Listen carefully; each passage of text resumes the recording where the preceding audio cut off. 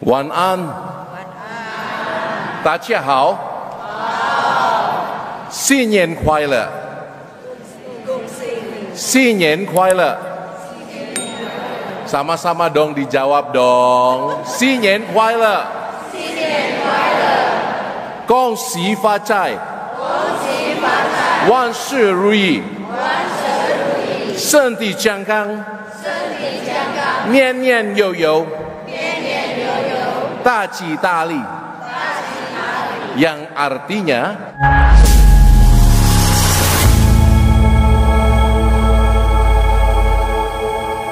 Romo Wito, saudari-saudaraku, selamat tahun baru Imlek. Maka pertama-tama saya ingin membuka homili ini dengan melihat senyum Anda. Satu persatu berikan senyum, silakan pai ke kanan kiri, kyonghi kyonghi, kongsi kongsi. Yang belum buat nona kyonghi kyonghi kyonghi.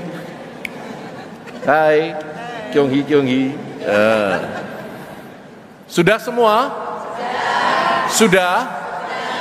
Saudari-saudara, ini tahun baru Imlek dan tema yang disodorkan oleh panitia itu menarik banget. Keragaman karunia disatukan oleh satu roh.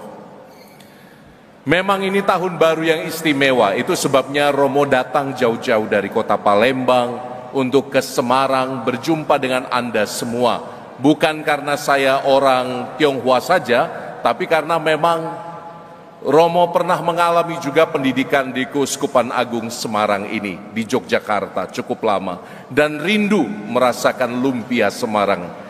Lebih rindu lagi merasakan sukacita bersama umat. Terima kasih, luar biasa.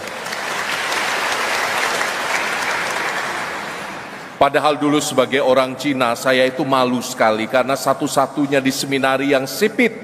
Sehingga dipanggil koka, koko, koka, koko, koka, koko. Koh, itu koh, ayo sini. Panggilannya koka, koko, koka, koko, makanya Romo Koko. Ketika saya masuk seminari, saya tidak bisa berbahasa Jawa dengan baik. Karena keluarga saya dari Chaozhou, itu dari mainland China, orang Teochew, yang biasanya buka restoran Teochew 998877. Sama terkenal juga suka buka judi togel kalau zaman dulu. Orang-orang Teochew, suku saya. Jadi saya tidak pernah sedikit pun mengenal bahasa Jawa dari kecil. Lahir dari keluarga Toto di Jambi di Sumatera. Ketika masuk seminari, 99,9% itu orang Jawa. Yang bahasanya tidak saya kenal. Yang saya tahu cuma nengkono, nengkene. Kabeh neng kono neng kene. Saya tidak tahu bahasa Jawa. Tapi di seminari ada belajar juga, belajar Hono Coroko dan dapat A dong. Dapat A karena saya cinta budaya Jawa. Memang tidak bisa berkata-kata dengan cukup baik. Satu kali saya melayani di Rumah Sakit Pantirini yang ada di Klaten. Saya melayani pasien-pasien yang terminal dalam proyek Teologi Harapan. Satu kali simbah-simbah dari pegunungan di Klaten itu tak suapi ya toh. Saya menyuapi, mbahnya ngomong bahasa Jawa, saya ngerti antara ngerti nggak ngerti gitu ya. Sampai suatu saat dia ngomong seperti ini. Mas, dudue mas, dudue. Sebentar, duduh ki opo? Saya belum tahu duduh itu artinya apa. Saya pikir duduh itu adalah bahasa kromo inggilnya untuk nguyuh, maaf. Saya pikir dia ingin pipis. Duduhe mas, duduhe, tak angkat pispotnya. Duduhe mbah. Ya apa ya, anak isine meneh. Ada isinya loh, bayangkan. Duduhe mbahnya kaget. Minta duduh kok malah dikasih banyu uyo. Mbahnya teriak-teriak, duduhe mas, duduhe. Saya lari ke pos perawat. Duduh itu apa toh suster? Duduh itu kuah frater, katanya. Kuah. Oh, minta kuah, celaka. Sesuai meninggal si Mbak.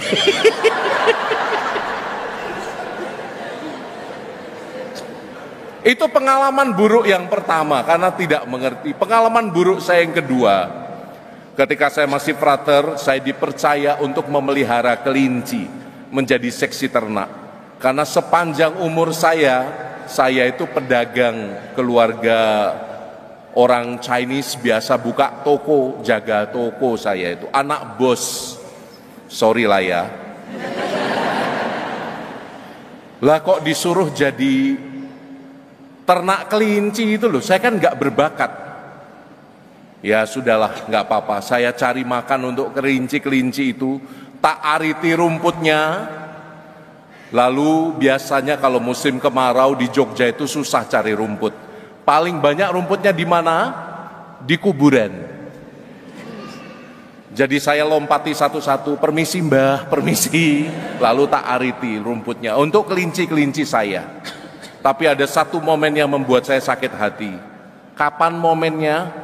Pada saat Romo sudah memasukkan rumput ke dalam karung, sudah tak ikat di sepeda ontel saya sudah pakai caping, saya pulang ke biara, anak-anak kampung itu keluar dan teriak, "Mak, ono Cino ngarit, Mak." Loro hatiku.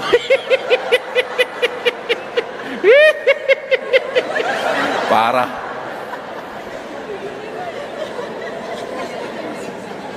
Apa poin Romo? Sederhana. Apa yang berbeda, apa yang tidak dikenali, apa yang asing, itu bisa menimbulkan luka. Apa yang berbeda bisa menimbulkan salah paham. Kalau tidak ada cinta di tengah-tengahnya, semua orang sedekat apapun akan tetap menjadi orang asing. Betul? Bahkan yang sudah bersuami, yang sudah beristri, dengan pasangannya, kadang-kadang kalau cinta mulai pudar, Anda akan tinggal serasa dengan orang asing. Betul? Halo? Betul? Saudari-saudara, di tahun baru Imlek ini, Romo ingin mengingatkan, mintalah satu rahmat untuk kita semua. Mintalah cinta, supaya cinta yang sudah mulai mati dan padam dibangkitkan. Seperti bacaan Injil hari ini. Tahun baru Imlek di Semarang ini, di paroki Kebon Dalem yang cantik ini, gerejanya ya. Gerejanya ojo GR. Dimulai dengan Injil yang sangat-sangat luar biasa.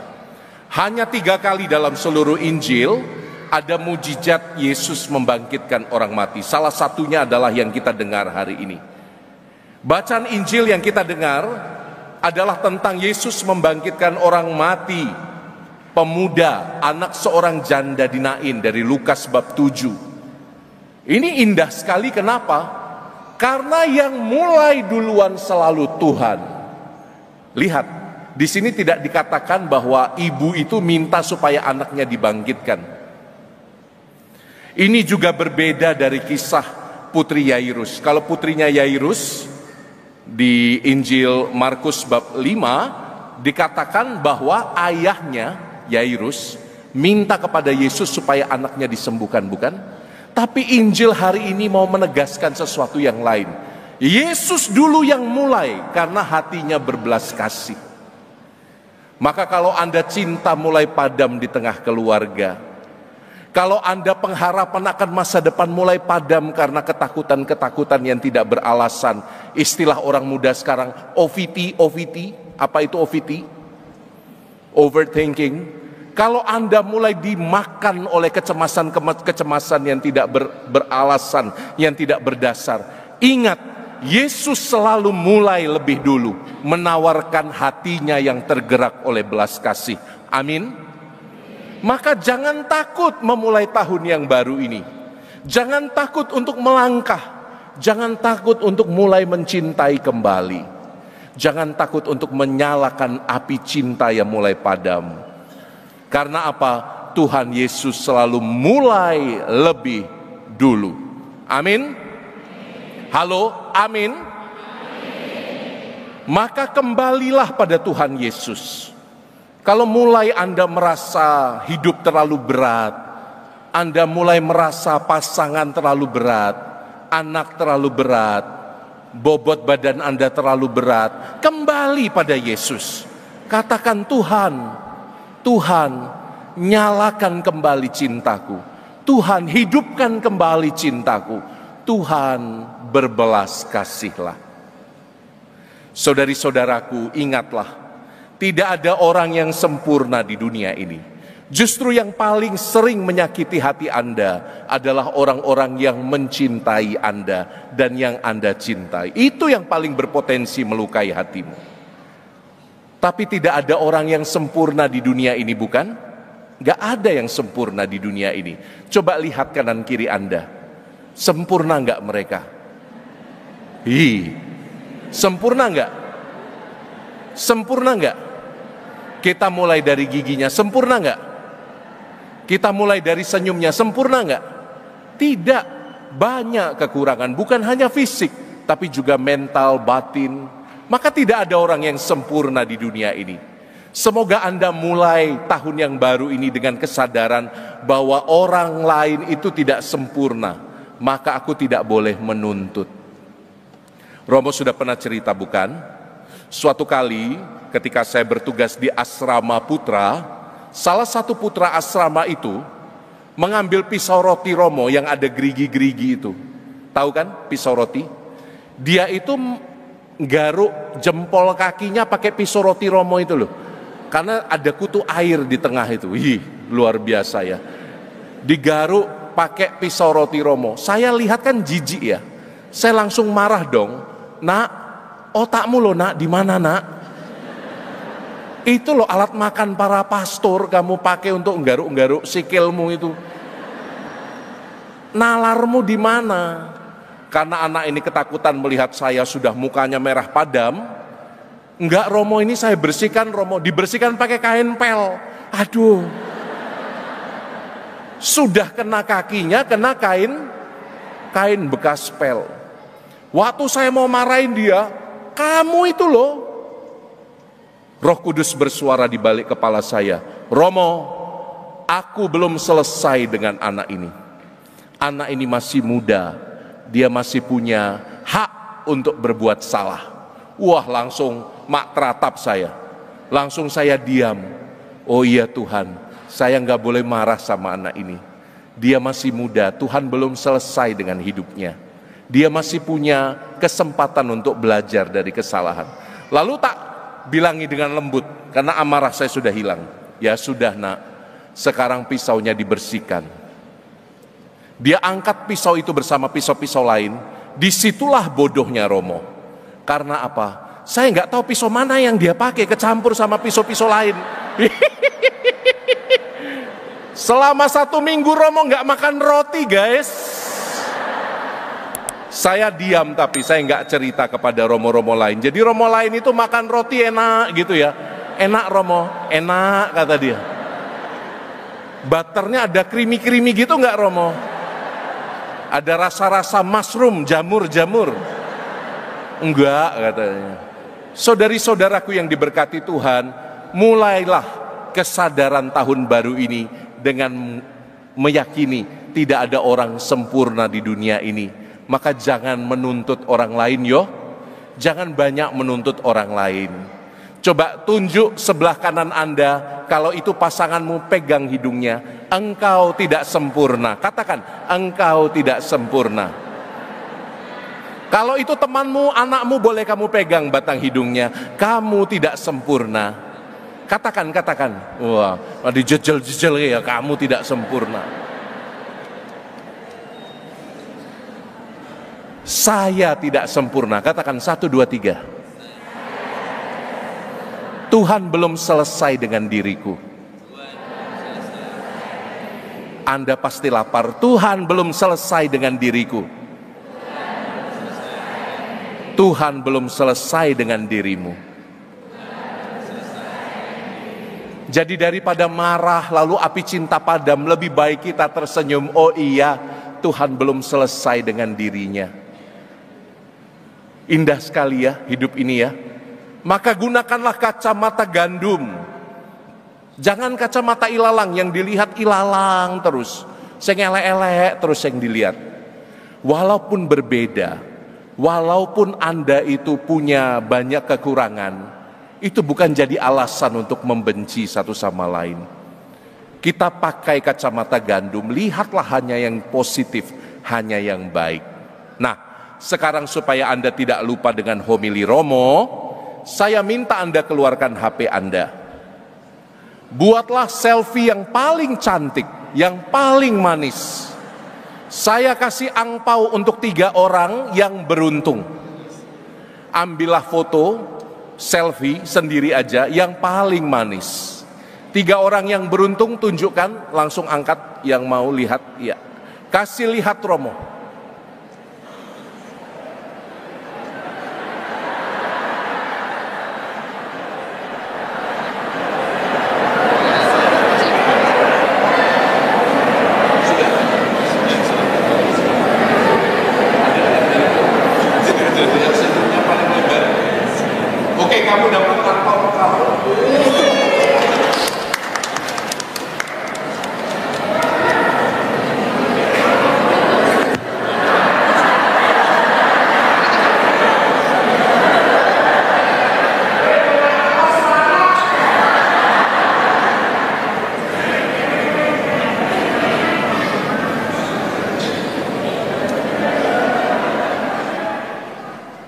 Oh, Romo dikasih permen.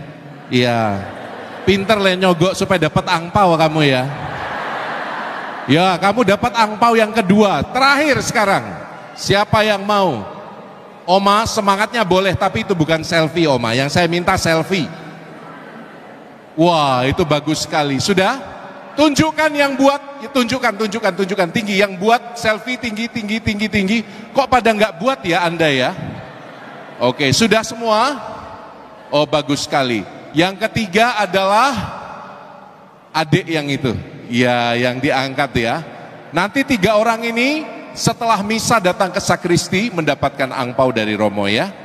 Coba lihat sekarang selfie Anda masing-masing. Anda sudah punya stok untuk foto pemakaman Anda nanti.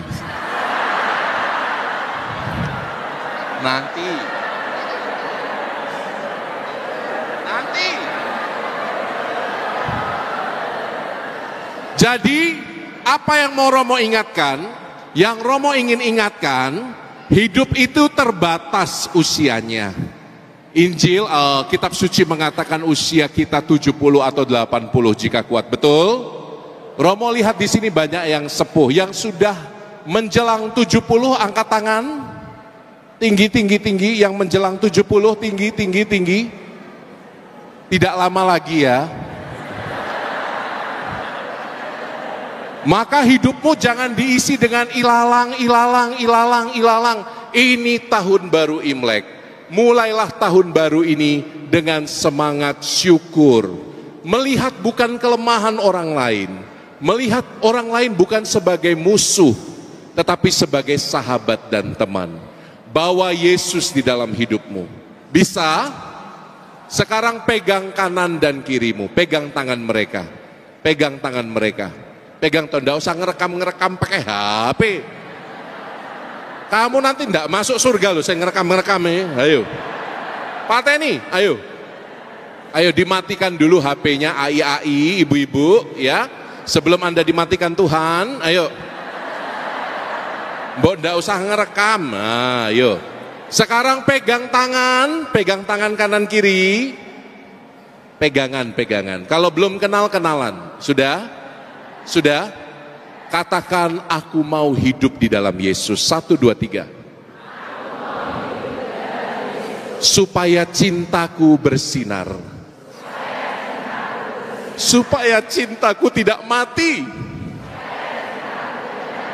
Aku ingin bawa Yesus di tahun ini. Senyum seperti Anda tadi selfie. Lihat kanan kiri Anda. Saya ingin Anda menutup mata suatu hari nanti dengan senyum seperti ini. Amin. Amin. Mau segera?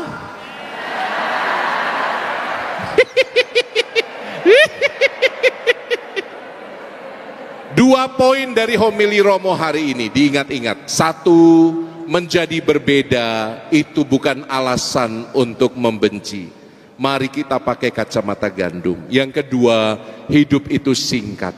Kalau diisi dengan ilalang, ilalang, ilalang, nanti kita menutup mata tidak dengan damai. Tidak dengan damai. Maka tahun ini semoga kita ingat, bawalah damai, bawalah Yesus kemanapun Anda pergi. Kemuliaan kepada Bapa dan Putra dan Roh Kudus.